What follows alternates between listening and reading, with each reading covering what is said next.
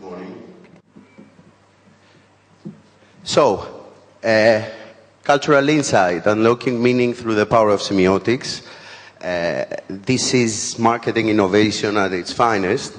It's a very exciting new methodology that I'm going to be presenting to you today. Let's start a bit with what do I mean by culture in this context, because culture is a complicated term that I need to simplify a bit for you to understand where I'm coming from. What do we mean by culture? By culture we mean the sum total of human production. We mean everything that society is using to communicate with each other. So in this context, what kind of signs, symbols and images brands are using to communicate with consumers, and how consumers are reading these signs. This is at the hardcore of what cultural insight is, and you should treat the term culture only within this framework. So brands are part of culture, and the way culture is changing, so do brands. So do brands need to keep up with that change in order to create more efficient and effective conversations with consumers. We see the branding universe as this triangle. So brands communicate with consumers, but both of them are using culture as a basis to create that kind of conversation. So culture is the currency, we can say, through which brands communicate with the consumers. Being in tune with culture that provides meanings, ideas and values, that creates a better conversation. So let me make something very clear first. Cultural insight is a very new methodology that understands consumers without talking to them. So we don't talk to consumers. Qualitative and quantitative methodologies are quite proficient in doing that, but we're looking at things from another angle. So whereas qualitative consumer insight looks on the right-hand side of this triangle, we look at things from another point of view. We look at things from the point of view of how brands and culture are connected. So by analyzing the most emergent stuff that is happening in advertising, in packaging, in retail environments, in art, in media, we can translate this insight into very useful recommendations for brands in order for them to keep in touch with how change is happening in culture. Of course, combining cultural insight with consumer insight usually gives us a 360, a more holistic aspect of understanding certain marketing issues from a more holistic point of view. Now, the actual innovation of this is semiotics. I'm going to call it Fuhao Shui, probably spelling it wrong, but anyway, you can ask me later if you want. So, what is semiotics? Semiotics is the study of signs. Some signs are created in culture in order to be very simple to understand. So if you want to understand how to stop or go in a road, it's color red or color green helps us do that. These are simple signs that the society has created in order for us to be able to understand easily. But when we go into branding and we want to communicate more complex meanings, such as brand values, so when we want to communicate ideas and words such as freedom or pleasure, then we're using images. And images are very complex machines. They are very complex mechanisms that communicate meaning without really realizing how this happens. They say an image is worth 1,000 words. Semiotics is the study that understands what these words are. So the thing about semiotics is that it can make something that looks very complex, very simplified. And this is how it does it in a very rough way. The image you see on the left is a branding communication for herborists.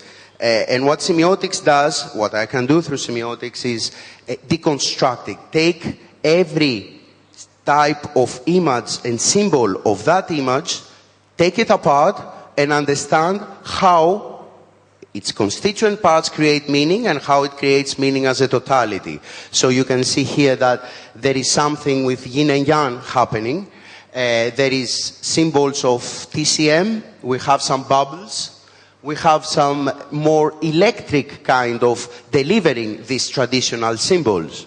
So we can understand that this image can communicate, wants to communicate ideas about traditional medicine, about health, about naturalness, because there is a lot of green, but it does so in a way that is not very traditional.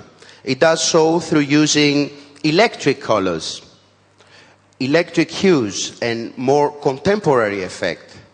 What does that tell us? That tells us that what Herboris is trying to communicate here is the combination of inspired by tradition, but adapted into contemporary formats. So getting the best both of traditional ingredients, but more also advanced technological manipulation of them.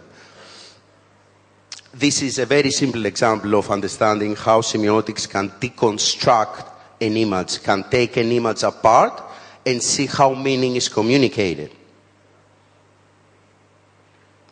Of course, that is analyzing only one image. When we're looking at the more bigger spectrum of images, we can make, through the analysis of semiotics, we can start making complete patterns. Patterns of meanings that are communicated and exist in culture. In this case, you can see all these advertisements that communicate, that are using two very simple semiotic symbols: transparency and color blue, and light color blue, because they're using this to communicate purity. So in a sense now we have a pattern, we have a lot of similar images that communicate similar things in a similar way, and that is what we call a semiotic code. That is how we can start creating order into the chaos that is communications, more or less. Through understanding how purity, which could be a brand value, how is that communicated, we can change. We can see how to communicate it in a better way, in a different way, and so on. Of course, another thing that we can do through semiotics is comparative analysis, and that is at the heart of what we do. We can start comparing packaging, communications, and so on, according to how residual, dominant, or emergent they are, to how outdated, mainstream, or fresh they are. And of course, we always, for our clients, look to give recommendations based on what is more emergent, what is more new, because all brands, what they want to do is stay ahead of their competition, stay ahead of what's happening with the rest of the category. And you can see in this case, I have selected the only one image to make it easy. So it's vodka communicating through packaging. The residual would be using color red to communicate rationalness. The mainstream would be communicating through, as we said before, through transparency, communicating something that is more pure. But then you have the new kids on the block that are communicating more complex meanings and more advanced meanings through 3D symbolisms of the packaging. Another thing that we can do through the power of semiotics is transfer meanings from one category to another. So usually what happens is that your brand sits here, we analyze that, and then we go outside to see how your competitors are communicating. But this will not give us enough insight for differentiation. It will not give us enough insight and suggestions to do something different, to stand out from the crowd. That's why we can go into adjacent categories to see, for instance, how naturalness or how health can be communicated from outside the category, and then what can we bring to the category that we are looking at in order to make a difference, to create tomorrow. Of course, we can even go outside, more outside to see what's happening in the broader cultural environment, and we can even go outside to see how emerging markets are communicating something. All this, through comparative analysis, will give us a more sound idea of how change is happening and how you can stay ahead of the competition. The work process, which is quite a complicated thing, so I'll try to be fast on that one, is first collecting data.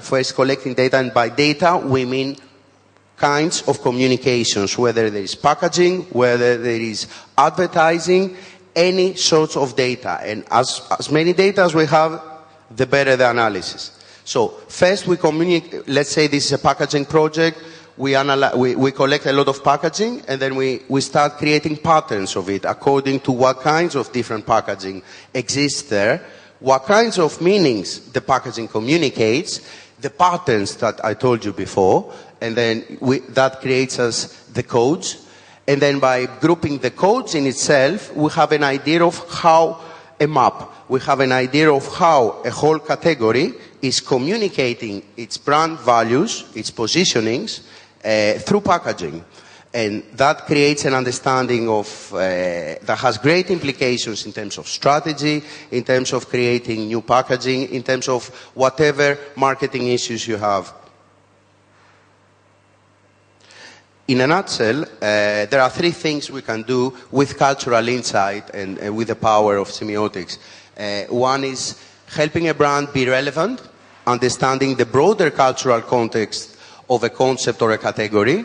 That is very useful when you want to have a market entrance, when you want to understand how to place a new product, and when you have basic generic strategic issues that you want to address. The other thing is understanding how a brand can be clear, how to communicate your brand meanings in a clear and succinct way. What we do for here, we can do a market audit that understands how your market is being communicated. We can see how positionings exist in terms of you versus your competitors.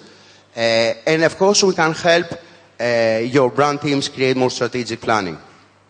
Finally, it's about helping a brand be fresh by understanding the future brand expressions and how we can leverage the best in order to create innovation, communication trends, and more effective and efficient creative briefs for advertising agencies or design agencies or innovation agencies. I'm going to go quickly through a very small case study to help you understand better what are the three different pillars that I'm talking about. So let's say there is a dairy brand that wants to communicate naturalness. We can go and see how the cultural context of natural goodness exists by looking at the macro socio-political and economical factors that address and that influence this idea of natural goodness. Then we can go and see how dairy communication is communicating natural goodness. And you can see here one code, as I said before, that is called Fresh from the Farm. So all these images are using landscapes. They're using oversized packaging within the landscapes to communicate things such as naturalness, healthiness, freshness, cleanliness, and so on. But you can see that if you look very closely at these kinds of images, they look quite outdated. They look quite ordinary. If a brand wants to become more emergent, if the brand wants to communicate something in a more different way, then we go outside the dairy category to see how can we communicate freshness in another way. How we can communicate freshness in a way that stands out from the competition. And this is another way that we have, which is called, another code that is called Escape to Nature.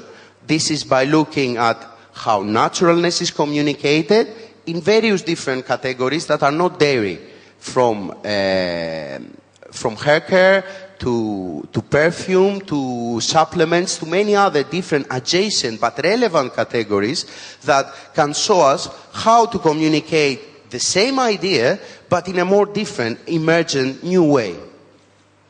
That helps us create suggestions and recommendations that are more future-focused instead of doing something that is already happening in the category. I'm going to go quickly now with some very brief case studies that will per offer. So in order to be relevant, what we did was for Royal Salute, they wanted to understand what's the meaning of leadership and how to communicate in an emergent way ideas of leadership and success. So what we did is we went and we saw how different leaders are being communicated in media. What is the image they're projecting?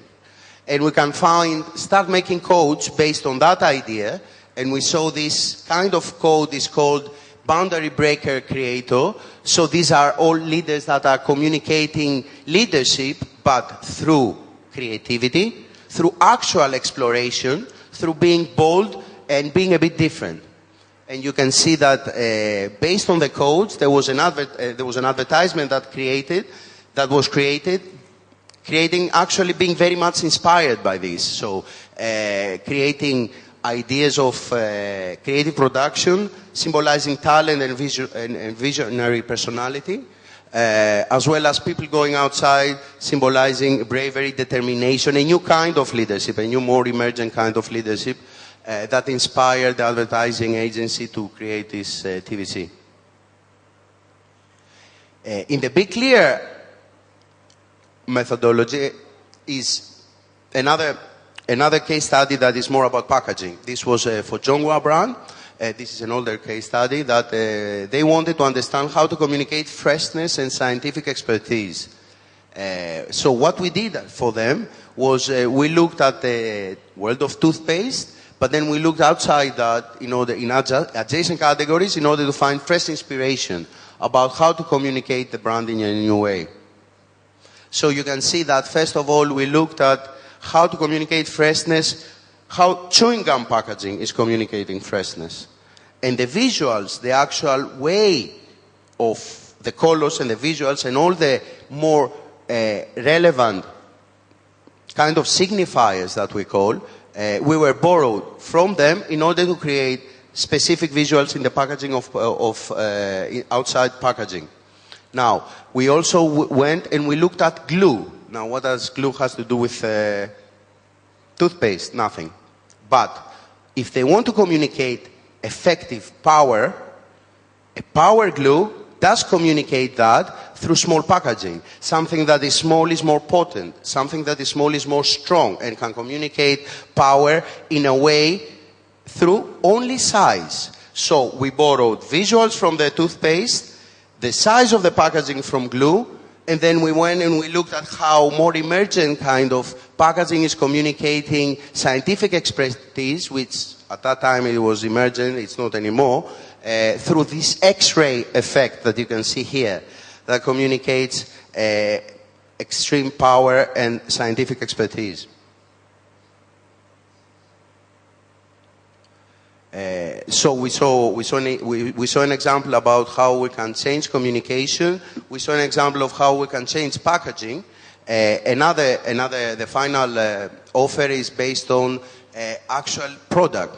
So it's about product innovation. We can not only analyze packaging, advertising, logos, retail environments, websites, but we can also analyze products based on the kind of ingredients, on the kinds of smells, on the kinds of aftertaste. These also are symbols, are signs that do communicate meaning. So we have a very successful relationship with Diageo, especially in the UK. And in fact, my colleagues from the UK will be presenting this case study in the Cannes Festival in a few months, or a few days rather. So the challenge was Diageo wanted to communicate, wanted to innovate and communicate better to women. So in order to do that, we went and we looked only at perfume. What kind of insight perfume analysis can do and can help us create innovative products and innovative communications. So we started analyzing how ingredients, flavors can be used in conjunction with image and text to provide inspiration for product innovation. And we created a strategic tool for them that clearly links relevant inspirational codes with particular Diageo brands in terms of innovation potential. And you can see here that the design of the product can also be analyzed in terms of specific colors, smells, taste and aftertaste, and ingredients. But of course, this is not only the case of just creating product innovation for products. It has to have the specific kind of packaging and the specific kind of communication that should accompany something that is innovative in order to place it in a more holistic and effective way. I see a lot of innovation in China, and it's very interesting because the product is communicating one thing, then you have a packaging that communicates another thing, and then you have the advertising for this product that communicates a third thing. As a result, the consumers are getting confused. There is not a clear meaning that is being communicated. It's like having a pizza with too many ingredients. At the end, there is no actual taste. If you put too many ingredients, you communicate actual confusion. And that is the same with marketing. It's the same with communication. It's easy to confuse the consumers if your different channels of touch points with them communicate different things.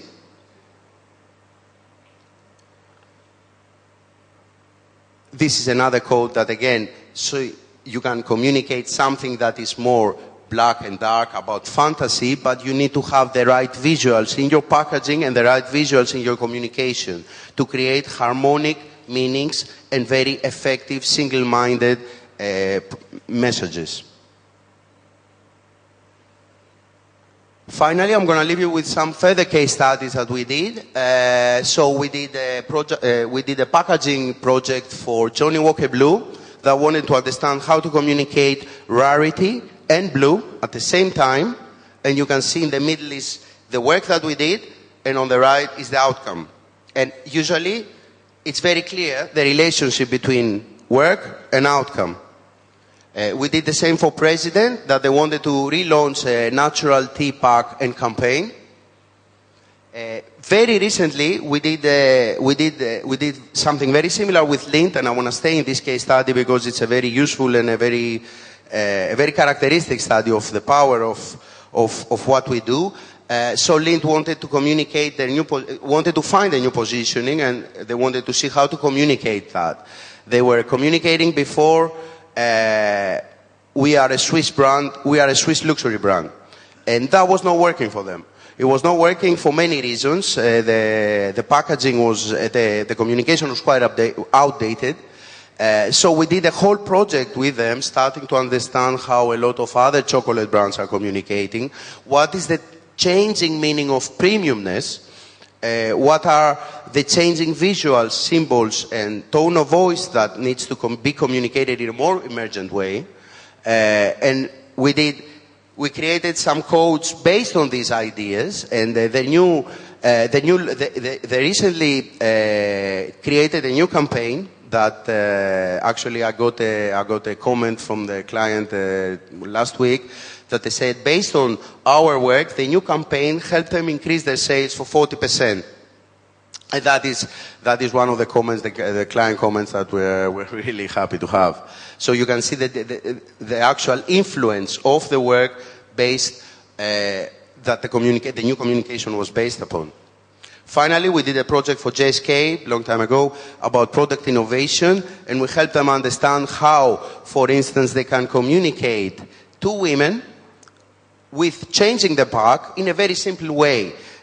By borrowing from, again, perfume, we saw that having curves in the pack communicates the female body, communicates a very harmonic and beautiful female body. So by putting something simple like the curves in the pack, you can communicate things to women that would be, at that time, was quite innovative.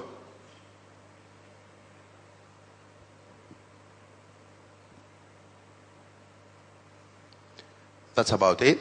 Thank you very much for listening. Any questions?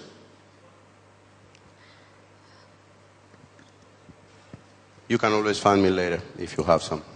Oh, yeah, please.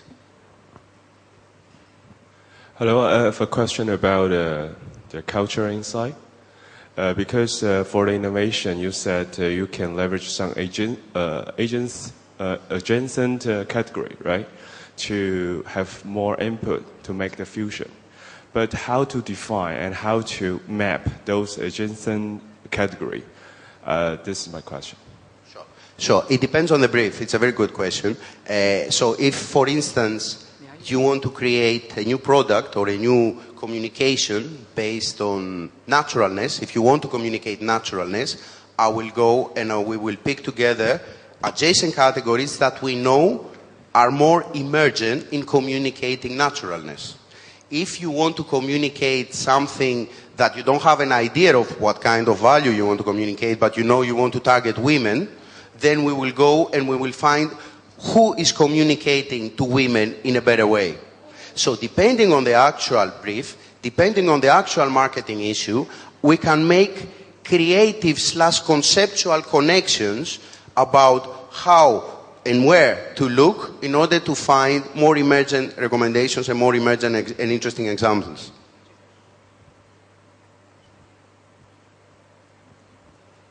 Next one. Thank you very much for this very inspiring presentation. I'm actually not a marketing guy, I'm more a public relations guy. And there was one point which struck me, that was when you talked about the dairy companies and freshness and naturalness. I guess it depends on the brief, but nevertheless the question is, from a PR perspective, I would actually argue there could also be something in there in effect, pushing back on this brand when people think of something being very natural, but in fact it isn't. So, I mean, dairy production isn't natural. Not very natural, but while the images you showed here, the ones you did research on, produce an image in the consumer's head which is about, you know, green and just one cow in a white space, which is not reality, right? And this is sometimes kicking back on companies and their brand value, really, because suddenly consumers realize, oh, that's not the truth. So how do you deal with this? Like, do you anticipate this? Because it's very much linked to culture. You showed environmental problems, so consumers are aware of this, and if they feel you kind of not telling me the full truth how the cow is growing up and giving me the milk, do you anticipate this in your cultural insights and in your semiotic research? Again, thank you very much. Again, as you said, is a matter of the brief question, specific. In this case, the reason, let's go back to that actually. This idea of naturalness is in culture, as you said, it is because of China has a lot of environmental issues. Naturalness in itself becomes something that is more recently associated with premiumness because it's becoming more rare. And of course, for the sake of our client here, we wanted to communicate something that is more a dreamy kind of state of naturalness. That's why you saw people immersed in the naturalness. And if you notice here, there are no people.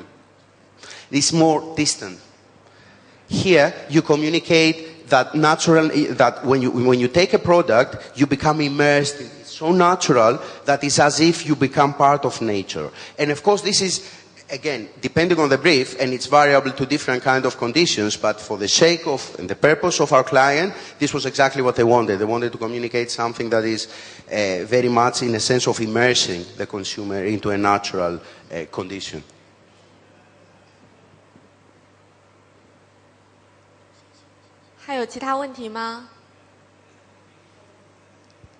Okay, thank you, Panos. Thank you.